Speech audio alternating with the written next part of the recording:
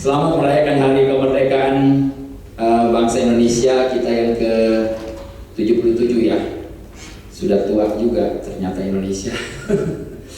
Ya, salam kenal, nama saya katanya kalau nggak kenal, ya nggak kenal.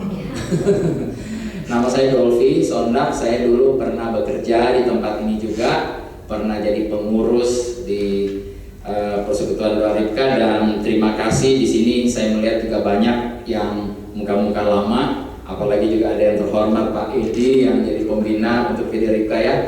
Thank you. Dan ini kita boleh hadir di tempat ini, kita mengucap syukur karena setelah 2 tahun ya vakum, ya mungkin pengurusnya tetap ada doa, tapi acara ini baru pertama kali dilakukan dan saya merasa sangat terhormat menjadi pembuka pertama. Nah, saya harap ke depan bisa lebih banyak lagi orang-orang yang di kantor ini bisa datang ya. Oke, nggak lama-lama saya mau sampaikan pada siang hari ini saya kasih satu tema, kebenaran yang memerdekakan. Nah, saya percaya tema ini sudah banyak diangkat oleh hamba-hamba Tuhan ya, baik di gereja maupun di persekutuan. Tapi coba mari sama-sama kita lihat di dalam Yohanes 8 ayat 30, mulai ayat 30 sampai 32 ya. Saya bacakan ya. Yohanes 8 ayat 30 sampai 32. Setelah Yesus mengatakan semuanya itu, banyak orang percaya kepadanya. Maka katanya kepada orang-orang Yahudi yang percaya kepadanya, "Jikalau kamu tetap dalam firman-Ku, kamu benar-benar adalah murid-Ku, dan kamu akan mengetahui kebenaran, dan kebenaran itu akan memerdekakan." Nah, firman Tuhan hari ini bagi kita semua yang percaya padanya. Amin. Perhatikan di sini ada kata kebenaran itu akan memerdekakan kamu. Akan memerdekakan siapa? Kita. Nah, kalau orang hanya mengutip bagian ini, kebenaran akan memerdekakan, ini kita akan kehilangan esensinya. Sebenarnya bukan kebenaran yang memerdekakan. Sekali lagi, bukan kebenaran yang memerdekakan. Wah, kaget nih. Pernyataan apa pula ini dia Pak Dolfi? Garis bawahi, ayat ini tidak bilang kebenaran itu akan memerdekakan, tetapi di awalnya ada dikatakan apa? Mengetahui kebenaran. Dan kebenaran itu yang akan memerdekakan. Jadi ada kata di sini, perhatikan ada kata mengetahui kebenaran. Nah, kata mengetahui bahasa aslinya ini, kalau saudara baca bahasa aslinya sebenarnya adalah ginosko. Nah, ginosko ini sama dengan di dalam Yohanes 17 ayat 3. Ya, siapa yang tahu Yohanes 17 ayat 3? Ada yang hafal? Ya, Yohanes 17 ayat 3 berbicara soal hidup kekal. Saya percaya semua di sini sudah tahu ya. Hidup kekal apa sih hidup kekal? Hidup kekal itu bukan hidup selama-lamanya nanti di sorga. Apa hidup kekal? Coba baca ya, Yohanes 17 ayat 3. Ini definisi dari Yesus tentang hidup yang kekal. Ini banyak sekali, saya sangat disayangkan, banyak sekali di gereja nggak diajarin apa hidup kekal. Jadi kalau ditanya apa hidup kekal, kita bengong. Apa ya? Menurut saya hidup kekal hidup selama-lamanya atau gimana. Tapi ini definisinya yang Yesus katakan. Jadi kalau kita tanya Yesus apa hidup yang kekal, Yesus bilang inilah hidup yang kekal, yaitu bahwa mereka mengenal Engkau satu-satunya Allah yang benar, dan mengenal Yesus Kristus yang Engkau utus, yang telah Engkau utus.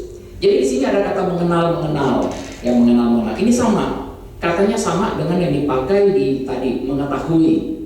Nah, orang Indonesia suka salah mengerti kata mengenal ini ya. Kalau saya tanya Bapak Ibu, kenal Pak Jokowi? Kenal nggak? Oh enggak, cuma apa? Tahu. Ya kalau kenal saya nggak tahu Pak Edi pernah makan malam mungkin sama Pak Jokowi atau pernah kongko-kongko. Ya kalau benar-benar kenal dekat, kita pasti bisa punya satu hubungan yang luar biasa ya. Nah, ada level-level dalam mengetahui dan pengenalan itu. Ya, kalau Pak Jokowi mungkin ada bagian pas pampresnya, mengenal dia sebagai, oh saya ini petugas penjaga pengawal presiden. Ya, mengenal itu hanya sebatas itu. Ya, tapi ada bagian lingkaran yang lebih kecil lagi, yaitu sebagai apa? Keluarganya. Mengenal dia sebagai Pak D Jokowi atau pamannya atau siapanya. Tapi ada yang lebih dekat lagi siapa? Anaknya mengenal Pak Jokowi sebagai Tapi siapa yang orang paling kenal dia? Istrinya.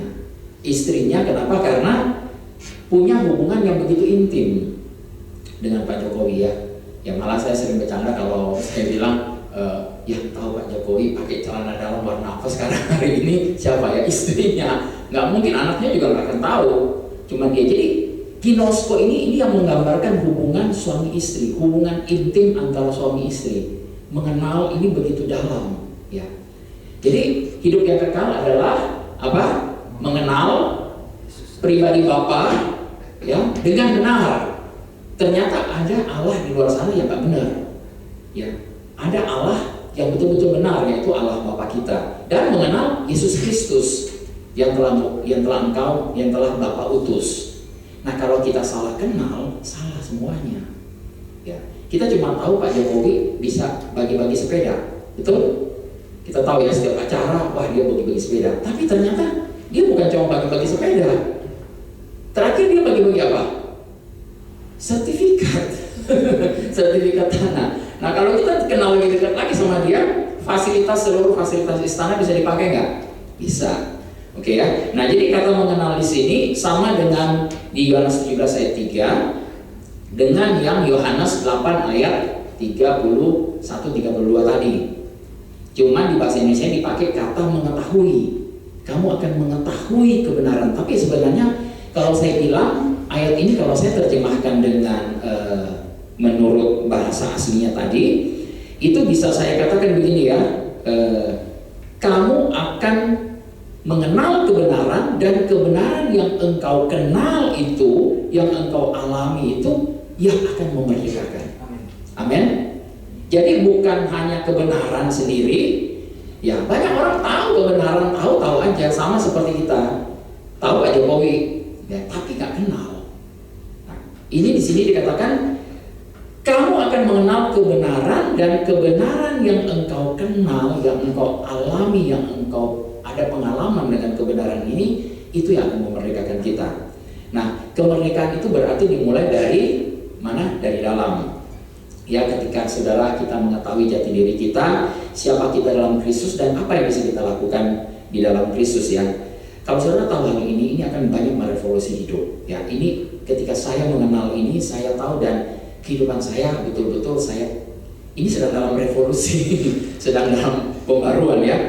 Nah, jadi yang saya maksud di sini adalah pembaruan dari dalam itu. Kita tahu kebenaran itu adalah bagian di dalam kita yang bagian jiwa. Nah, saudara tahu, kita semua tahu bahwa kita terdiri dari 3 kan? Dari apa? Roh, jiwa, dan tubuh. Ya, banyak orang bilang tubuh, jiwa, roh.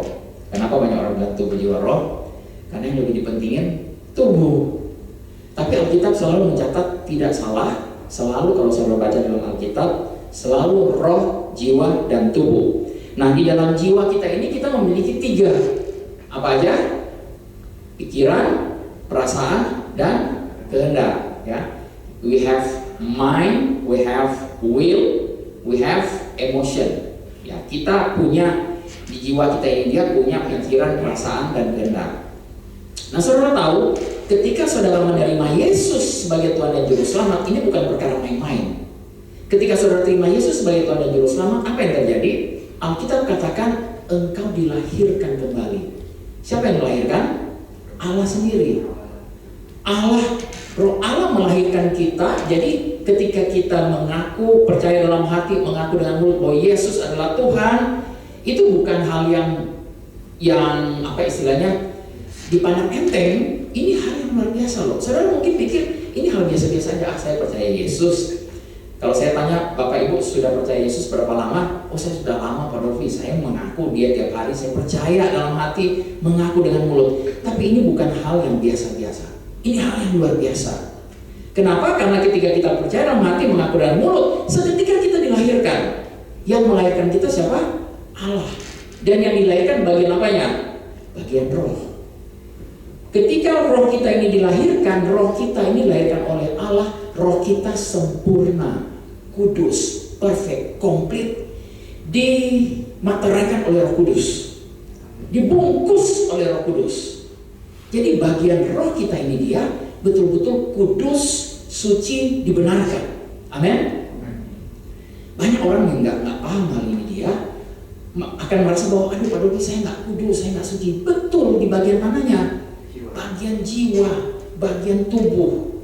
Tapi bagian roh kita betul-betul adalah bagian yang kudus. Tidak ada yang bisa kita bikin untuk membuat bagian roh kita ini lebih kudus lagi atau kurang kudus. Tidak ada yang perbuatan kita yang akan membuat bagian roh kita ini dia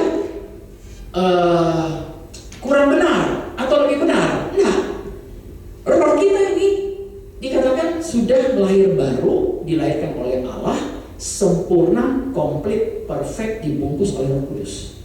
Amin. Dan roh kita ini dia sudah dewasa.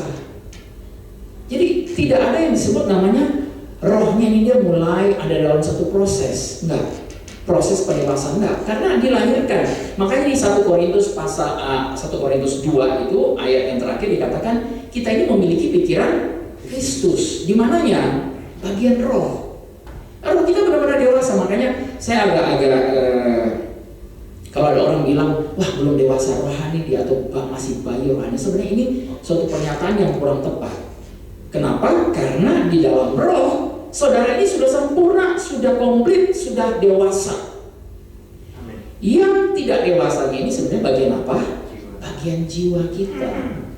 Jadi sisa kehidupan kekristenan kita ini sebenarnya adalah bagaimana mencari tahu, menarik apa yang sudah Tuhan taruh di bagian roh kita ini dia bisa tarik ke bagian jiwa kita dan termanifestasi baik di dalam pikiran, perasaan, kehendak kita dan di dalam tubuh kita.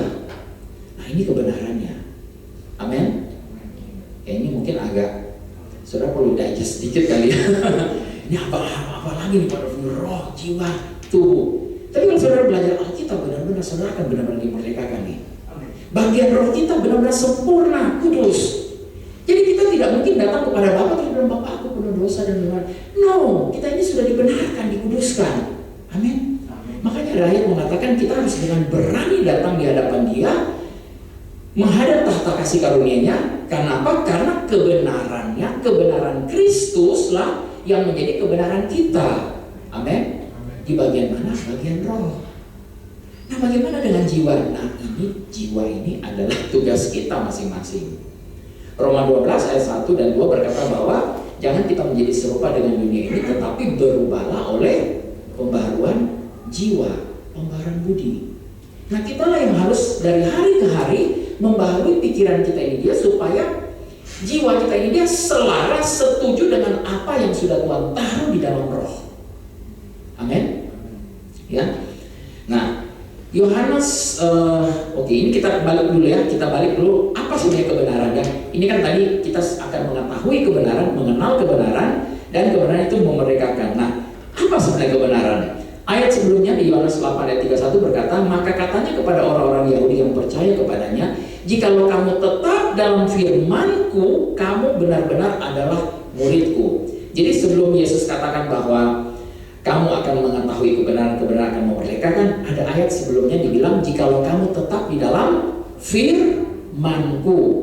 Nah, Yohanes 17 ayat 17 berkata begini, kuduskanlah mereka dalam kebenaran, firman-Mu adalah kebenaran. Jadi kebenaran itu apa? Kebenaran titik-titik sama dengan firman. Firman sama dengan kebenaran, kebenaran sama dengan firman. Ya. Nah, banyak orang yang belum merdeka, belum betul-betul merdeka karena mereka tidak mengalami, tidak mengetahui firman Tuhan. Kadang mereka cuma tahu, tetapi tahunya cuma sampai di pengetahuan, tidak mengalaminya. Ya. Mengapa? Karena banyak orang nggak tahu yang tadi, yang soal roh, jiwa, dan tubuh. Nah, di bagian roh, saudara, saya dan kita semua sudah benar-benar dimerdekakan. Amin. Bagian rohmu karena sudah dilahirkan jadi baru, di dalamnya ada DNA-nya Allah, roh kita benar-benar sempurna. Oke. Nah, kenapa kita selama ini berjuang untuk merdeka, seakan-akan kita belum merdeka, kita tahu bagian roh kita sudah merdeka, tetapi sekarang bagian jiwanya kita nih, ya betul? Kenapa? Karena kita lebih terpapar pada kenyataan daripada kebenaran. Amin. Ya. Nah, contohnya mungkin sakit. Sakit itu bukan kebenaran. Sakit mungkin kenyataan. Betul? Karir nggak naik-naik. Itu kenyataan. Tapi sebenarnya apa? Itu bukan kebenaran. Karena janji Tuhan kita akan naik, tidak turun, betul? Menjadi kepala dan bukan ekor, ya.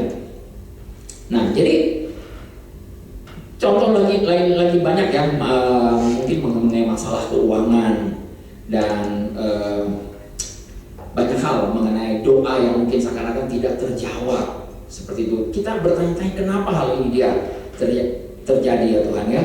Nah, ketika hal-hal yang seperti ini mendominasi kita disebut kedagingan. Nah, apalagi ini kedagingan Pak Rofini? Apa yang Alkitab sebut dengan kedagingan? Coba kita baca di Roma 8 ayat 5. Ya. Kedagingan itu sebenarnya bukan mengenai dosa ya, tapi kedagingan ini Roma 8 ayat 5 berkata begini, sebab mereka yang hidup menurut daging memikirkan hal-hal yang dari daging. Mereka yang hidup menurut roh memikirkan hal-hal yang dari roh. Lanjut ayat ke-6, karena keinginan daging adalah maut, tetapi keinginan roh adalah hidup dan damai sejahtera. Lanjut, lompat ke ayat 9, tetapi kamu tidak hidup dalam daging, amin. Kita semua tidak hidup dalam daging, amin. Bisa katakan amin? Amin. Kita semua tidak hidup dalam daging, melainkan dalam roh. Jika memang roh Allah diam di dalam kamu, tetapi jika orang tidak memiliki roh Kristus, ia bukan milik Kristus. Ya. Yohanes 6 ayat 63. Ini banyak ayat, saya cepat saja ya. Waktu kita sangat terbatas. Yohanes 6 ayat 63, rohlah yang memberi hidup, daging sama sekali tidak berguna. Perkataan-perkataan yang kukatakan kepadamu adalah roh dan hidup. Ya. Jadi kedagingan itu bukan mengenai kita melakukan berbagai macam hal-hal dosa, tetapi kita lebih terpapar, lebih memikirkan hal-hal yang dari dunia. Amin. Nah, apa yang bisa kita lakukan? Bagaimana caranya mengusir kedagingan ini? Ya, kedagingan ini dia berbicara hal-hal yang nanti akan membawa kita kepada kematian, kepada kegelapan. Ya, bicara soal gelap. Bagaimana saudara mengusir kalau ruangan ini sama sekali gelap? Bagaimana caranya usir kegelapan? Kita nggak bisa ambil, mana gelapnya ini dia ambil terus, dorong keluar, nggak bisa kan? Yang perlu kita lakukan apa? Kita cari saklarnya di mana? Tombol on-nya. Begitu kita tekan tombol on, lampu menyala, kegelapan kemana? Pergi, hilang. Sedemikian gampangnya. Jadi bagaimana cara mengusir kedagingan? Ya kita switch. Hidup di dalam roh. Artinya, alih-alih kita berpikir, berpusat, berfokus kepada hal-hal yang daging, hal-hal yang dunia, kita switch, kita mulai pikirkan kepada firman-Nya, kepada kebenaran. Nah, apa janji-janji Tuhan? Apa kebenarannya? Dalam hal sakit penyakit, firman Tuhan katakan apa? Kebenarannya oleh bilur-bilurnya kita telah sembuh. Kenyataannya bilang, saya masih sakit. Kalau saya telat makan, nanti saya sakit mah, gitu ya. Atau teman saya ada yang bilang, aduh ini saya benar-benar nggak bisa loh. Kalau saya telat makan nih, saya betul-betul mah saya langsung kambuh. Saya bilang kalau saya seperti itu, saya akan puasa 3 hari 3 malam. Saya akan lawan sakit penyakit itu. Dan pada saat hari ke-1 ketika saudara berpuasa, saudara lambung saudara akan berteriak, kamu akan mati. Kamu akan mati. Betul? Tapi kalau kita lebih terpapar kepada kebenaran, tidak ada hal-hal yang seperti ini dia. Tidak ada hal-hal yang bisa memisahkan kita dari kasih Kristus. Amin. Tidak ada apapun. Ya. Jadi kembali lagi kita akan mengetahui kebenarannya. Nah, kebenaran sebenarnya ini dia versusnya apa? Kebenaran bukan versusnya ketidakbenaran, tapi kebenaran ini lebih versusnya kepada kenyataan. Kenyataannya ngomong apa? Soal keuangan kita mungkin. Ya, kalau mungkin ada beberapa yang saya suka joke, ada beberapa yang punya ATM, kalau masukin katanya ATM-nya minta maaf. Selalu Anda tidak cukup. Atau kalau saudara lihat rekening bangku, aduh kasihan sekali nih rekening bangku ya. Haleluya. Nah ini kalau saya ketemu hal kayak begini, saya katakan ini bukan kebenaran. Karena Yesus, dia yang kaya rela jadi miskin supaya saya yang miskin jadi kaya. Betul? Amin. Kita letarlah benar-benar menjadi kaya. Betul-betul menjadi kaya. Kaya itu di dalam segala hal. Amin. Kurang sekali aminnya di sini. Sedikit orang kaya di sini. Banyak orang kaya amin di sini. Amin. Semua sehat. Amin. Ya, amin. Jadi sakit penyakit bukan kebenaran, kemiskinan, kekurangan, berbagai masalah persoalan itu bukanlah kebenaran. Amin. Nah, banyak orang campur aduk dengan filsafat dunia. Ya, makanya dibilang, aduh, Pak Dolfi, saya tahu kan kalau saya dapat masalah nih yang besar nih, wah, saya bisa belajar dari masalah ini dia, dan wah, saya bisa dapat berkat yang besar di balik masalah yang besar ini. Kalau gitu saya bilang, minta aja masalah lebih besar lagi. Mau? Enggak. Saya nggak mau katanya ya. Jadi, sorry loh, masalah itu tidak akan membawa apa-apa buat kita. Mungkin kita bisa belajar dari masalah itu, tetapi masalah akan membuat kita tambah turun. Kita yang perlu tahu, kita perlu belajar kebenaran, firman-Nya. Dan di balik firman itu ada berkat yang besar. Amin. Ini baru pernyataan kebenaran.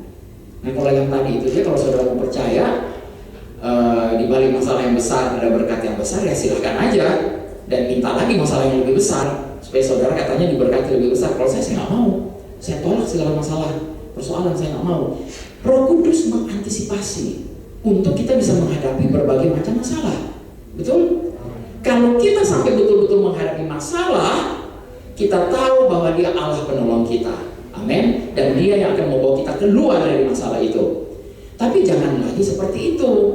Ya kadang-kadang kalau ada orang yang bilang, aduh ada masalah besar, terus dia minta tolong Tuhan dan kemudian mujizat Tuhan turun, plus ada pertolongan Tuhan, puji Tuhan, gak apa-apa. Tetapi saudara tahu, itu bukan hidup yang Tuhan mau. Ya. Hidup oleh mujizat. Saudara mau hidup oleh mujizat? Saya kasih tahu, mujizat itu apa? Mujizat itu syaratnya harus ada krisis. Ketika ada krisis, terjadi mujizat, puji Tuhan. Nah artinya kalau saudara hidup dari satu mujizat ke mujizat yang lain, artinya saudara hidup dari satu krisis, boom, Tuhan tolong. Hidup lagi ke krisis yang lain, boom, Tuhan tolong. Ke krisis yang lain, boom, Tuhan tolong. Saudara mau hidup kayak begitu? Saya nggak mau. Saya mau hidup di dalam blessing, di dalam berkatnya Allah. Amin. Bukan lagi masalah, tapi kita menjadi problem solver buat hidup orang-orang. Amin. Ya. Nah saat ini banyak sekali orang-orang mau terima yang bukan kebenaran, tetapi filsafat dunia.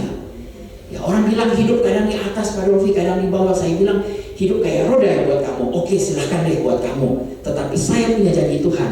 Hidup saya naik terus menjadi kepala dan bukan ekor. Tidak pernah turun. Amin. Kalau turun berarti ada sesuatu dengan kita yang perlu kita mungkin introspeksi ya. Tetapi jangan juga ini mengintimidasi, karena ini bukanlah kebenaran. Amin. Oke, Yohanes 8 ayat. Jadi kita lebih terpapar pada kenyataan ya. Yohanes 8 ayat 45 berkata begini, tetapi karena aku mengatakan kebenaran kepadamu, kamu tidak percaya kepadaku. Ini Yesus katakan kepada orang-orang Farisi ya. Nah banyak orang yang mendengar kebenaran tetapi memilih untuk tidak percaya. Masa sih Pak Dolfi? Masa ada yang begitu? Ya kalau kamu gak percaya sudah gak apa-apa. Pilihan ada di kita. Peperanannya sekarang ada di pikiran kita. Nah pikiran kita, di jiwa kita ini dia, kita berperang terus menerus. Kenapa? Karena kita terus menerus dilatih oleh kenyataan. Apa yang kita lihat, apa yang kita dengar, apa yang kita baca, apa yang kita rasa, yang kita raba, ya itulah yang lebih mempengaruhi kita daripada yang hal-hal yang supranatural, hal-hal yang harusnya menjadi sesuatu yang normal buat anak-anak Tuhan. Amin. Oke, jadi kalau hidup kita mau berubah, mau tidak mau kita harus lebih banyak terpapar kepada kebenaran, kepada firman daripada kepada kenyataan. Ya, akhir-akhir ini saya saya kemana-mana saya dengar orang cerita tentang ada yang viral tuh yang tentang kriminal pembunuhan Saya nggak tahu lah. Ketika saya ditanya, saya bilang, apa sih? Saya nggak tahu. Terus terang saya ngikutin. Sampai akhirnya saya penasaran. Saya bilang, saya panggil teman saya, apa sih kejadiannya? Begitu saya tanya apa, langsung waduh, dia paparin semua dari A sampai Z. Saya bilang, wow, berarti ini orang kepalanya semua tentang kriminal ini. Dia mengisi hidupnya dengan apa? Kita jadi tahu orang dari apa yang kita omongin. Ya, kalau saudara ngobrol dekat-dekat dengan orang yang ngobrolnya tentang drakor aja, wah kita jadi tahu. Berarti sepanjang jam-jamnya diisi dengan drama Korea semua. Haleluya. Ya nggak apa-apa saudara, saya tidak melarang saudara boleh aja ngomong nonton drakor atau ya mau tahu apa yang terjadi sih. Tapi jangan sampai hal-hal itu dia jadi terus-menerus dan mempengaruhi. Saya sampai terpengaruh. Akhirnya saya mulai Google. Ya ampun, saya baru tahu ternyata beritanya begitu banyak. Saya coba pilih satu, saya baca, terus saya langsung ambil keputusan, ini nggak ada gunanya. Saya stop. Saya ambil keputusan stop, Dolphy, karena ini tidak membawa manfaat buat saya. Terus terang. Dan saya sendiri banyak anak Tuhan yang sekarang banyak terpapar dengan hal-hal seperti ini dia. Amin. Nah, sekali lagi saya bilang kalau hidup kita mau berubah, kita harus lebih banyak terpapar dengan kebenaran. Sehingga ketika misalnya, contoh ya, mungkin pada saat saudara sakit flu atau batuk ya, terus terang saya katakan kepada banyak orang selama 12 tahun, 13 tahun ini ketika saya tahu kebenaran bahwa bilur-bilur Yesus sudah menyembuhkan saya tidak pernah sakit. Bukan tidak pernah diserang sakit. Sering kali saya mau diserang sakit, tetapi saya langsung alihkan fokus saya kepada kebenaran. Bilur-bilurnya Yesus sudah menyembuhkan saya, berarti saya sudah sembuh. Berarti saya tidak perlu lagi tanggung sakit penyakit ini. Amin. Kalau begitu ini segala yang gejala flu, gejala batuk, gejala apalah, sakit mah dan sebagainya, pergi kau ke sana ke atas kayu salib Yesus. Karena sudah ditanggung oleh Yesus. Tapi kita lebih dilatih dengan apa yang kita rasa. Kalau flu, aduh, badan kita sudah mulai agak merengek-rengek. Tolong, bikin apa deh? Jus jeruk yang hangat, atau istirahatlah, tidurlah kayak gitu. Terus orang kalau ada hal kayak begini, saudara perlu lawan. Yakobus 1 berkata bahwa tunduklah kepada Allah dan lawanlah iblis. Amin. Bukan saudara tunduk kepada iblis dan lawan Allah. Terbalik. Tunduk kepada Allah artinya apa? Percaya kepada firman-Nya. Kalau firman-Nya katakan bilur-bilurnya sudah menyembuhkan, oke Tuhan, aku percaya bilur-bilur sudah menyembuhkan, sudah aku sembuh, aku sehat. Ya aku lawan. Jadi tadinya pengen tidur-tiduran karena mungkin udah mau sakit flu begitu. No, aku bikin kegiatan olahraga aja. Karena ketika kita berolahraga, yang menandakan kita sehat adalah karena kita berolahraga. Saudara berolahraga karena sehat, bukan? Yes. Ya? Saudara berolahraga bukan untuk sehat. Amin. Kita sehat dan kita berolahraga. Kita adalah orang-orang yang sudah diselamatkan, bukan orang-orang yang mencari keselamatan. Betul? Amin. Sedikit sekali nggak amin ini. Kita orang-orang yang sudah diselamatkan bukan lagi berusaha berbuat baik sana sini untuk kita bisa selamat. Keselamatannya dari Yesus, bukan karena perbuatan kita. Amin. Perbuatan saudara tidak ada yang satupun yang bisa menyelamatkan saudara. Amin. Jadi saudara hanya menerima karena kasih karunia kamu diselamatkan oleh iman. Kita percaya, kita terima. Oke? Kalau begitu keselamatan ini saya sudah terima, saya terima. Oke, jadi saya selamat. Posisi saya dalam kondisi selamat, bukan mencari keselamatan. Sama, posisi kita ini adalah orang-orang yang sembuh, yang sehat, karena bilur-bilur Yesus yang menyembuhkan kita. Bukan lagi kita berusaha untuk sembuh, bukan lagi kita berusaha untuk sehat. Amin. Karena kita sehat, kita berolahraga. Karena kita sehat, kita memilih makanan-makanan yang sehat. Amin. Bukan kita pilih makanan-makanan sehat supaya kita sehat. Kita tidak stres, kita memilih untuk tidak stres karena kita adalah orang-orang sehat. Amin. Begitu juga dengan kemakmuran. Kita adalah orang-orang yang sudah makmur, bukan berusaha untuk makmur, bukan untuk mau jadi kaya. Saudara dan saya, kita semua sudah makmur. Amin. Oke. Nah, ayat yang terakhir ya, tadi ayat yang di Roma 12 ayat 1 dan 2. Karena itu saudara-saudara, demi kemurahan Allah aku menasihatkan kamu supaya kamu mempersembahkan tubuhmu sebagai persembahan yang hidup, yang kudus dan yang berkenan kepada Allah. Itu adalah ibadahmu yang sejati. Janganlah kita menjadi serupa dengan dunia, tetapi berubahlah oleh pembaharuan dirimu sehingga kamu dapat membedakan mana kehendak Allah, apa yang baik, yang berkenan kepada Allah dan yang sempurna. Penuhi pikiran-pikiran kita dengan kebenaran, dengan firman. Ada saatnya saudara perlu mengatakan stop untuk kabar, untuk berita, untuk WhatsApp, untuk apapun yang dari dunia media yang mengganggu. Ya, saya beberapa kali keluar dari satu grup WhatsApp. Kenapa? Karena yang di dalamnya segala macam sakit penyakit dan apapun itu diomongin di situ. Saya sudah berusaha berkali-kali kasih tahu, tetapi saya merasa bahwa saya bukan pada posisi yang bisa menginfluence mereka. Jadi saya menarik diri. Saya bilang saya tinggalin. Sama seperti Paulus, kita boleh kibaskan debu dan kita jalan, karena kita berlari-lari menuju kepada panggilan kita. Ada orang yang mau mendengar kebenaran, puji Tuhan. Ada orang yang tidak mau mendengarkan firman Tuhan, mereka akan tetap terus dikejar oleh kasih karunia Tuhan. Amin. Puji Tuhan. Saya berdoa buat Bapak Ibu, ketika saudara memiliki ada suatu masalah atau lain sebagainya ya, coba cari kebenaran apa untuk jawabannya. Karena semua ada jawaban dalam kehidupan kita, dalam masalah hubungan, relationship dengan istri, dengan anak, mungkin di dalam bisnis, di dalam usaha, di dalam karir, ya, ada semua di dalam kebenaran dalam firman-Nya. Oke, puji Tuhan. Biarlah kebenaran itu ketika kita mengenal, mengetahui, dan kebenaran itu secara otomatis yang akan memerdekakan kita. Amin.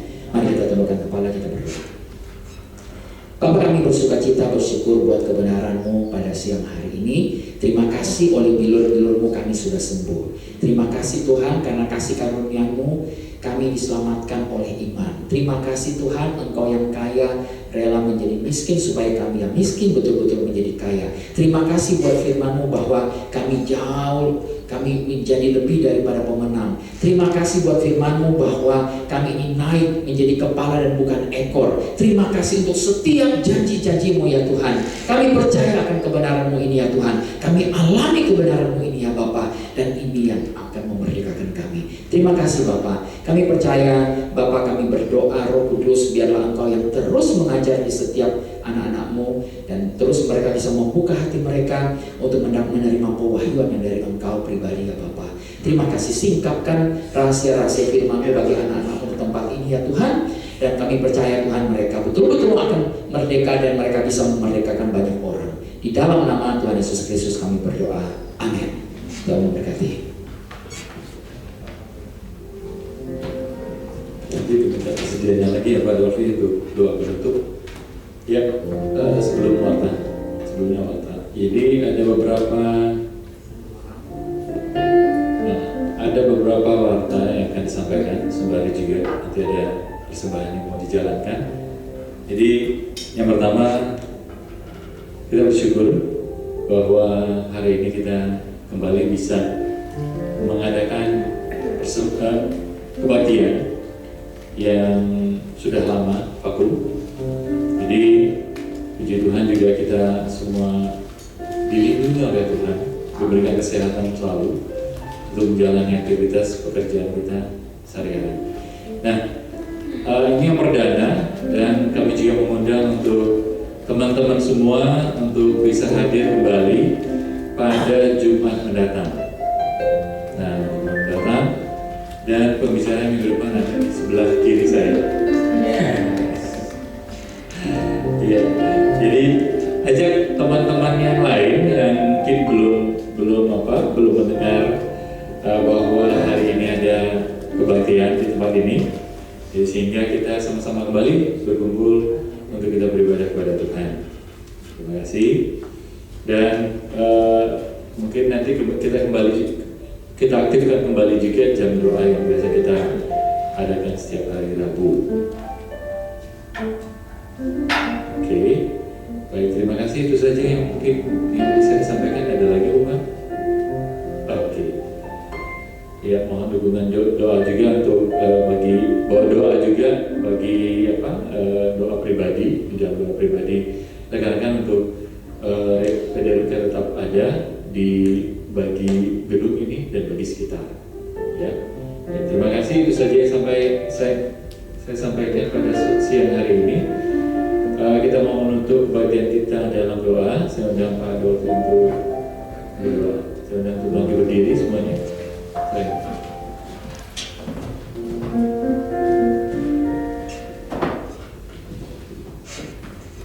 Mari kita satu-satu hati juga kita berdoa. Bapa, kami bersyukur kepada Engkau. Terima kasih buat firman-Mu. Firman-Mu adalah kebenaran, dan kebenaran ketika kami mengetahui itu akan memeliharakan setiap anak-anak-Mu di tempat ini ya Tuhan. Terima kasih, kami bersyukur, kami berdoa untuk pengurus PDRUK ini. Bapak, Engkau yang memberkati mereka, sudah memberkati mereka dengan hikmat, dan biarlah hikmat Allah itu bekerja, bagaimana mereka bisa dapat mengundang atau mengajak banyak rekan-rekan yang lain untuk bisa terlibat dan mau meluangkan waktu untuk bersama-sama merenungkan kebenaran firman-Mu pada setiap Jumat siang ini ya Tuhan. Dan terima kasih, kami percaya ini akan boleh menjadi berkat bagi banyak orang ya Tuhan.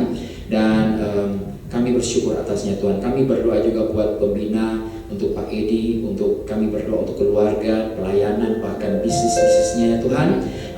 Kami percaya Tuhan, Engkau yang sudah menjanjikan kehidupan kami ini menjadi kepala dan bukan ekor, naik terus dan tidak pernah turun. Terima kasih Bapa. Kami mengucap syukur. Saudara-saudaraku yang kekasih, saudara pulanglah dengan damai sejahtera dari Tuhan, dengan cinta kasih dari Allah Bapa, penyertaan dari Roh Kudus, dan hikmat yang dari Tuhan kita Yesus Kristus menyertai saudara. Apapun yang saudara kerjakan, lakukan, Tuhan buat semuanya menjadi berhasil. Nama Tuhan dipermuliakan di dalam nama Tuhan Yesus Kristus. Haleluya. Amin.